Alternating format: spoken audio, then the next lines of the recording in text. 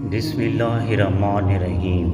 حضرت امیر المومنین امام علی علیہ السلام نے فرمایا، خدا کی نعمتوں میں غور و فکر کرنا بہترین عبادت ہے۔ حضرت امیر المومنین امام علی علیہ السلام نے فرمایا، برائیوں کا مجموعہ برے ساتھی کا قرب اختیار کرنا ہے۔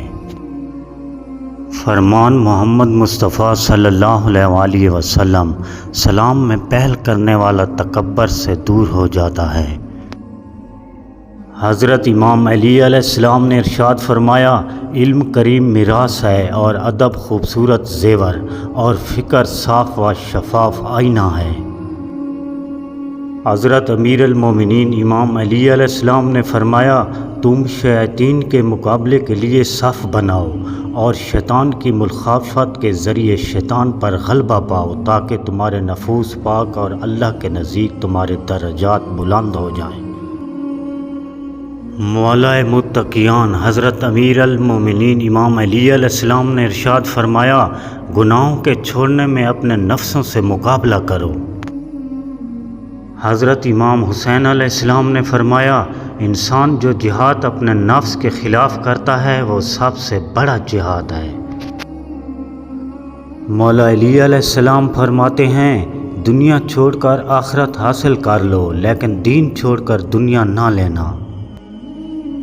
امام علی رضا علیہ السلام نے فرمایا، بیماری ہمیشہ مومن کے ہمراہ ہے تاکہ اس کا کوئی گناہ باقی نہ رہے اور موت کے بعد آسودہ خاطر ہو۔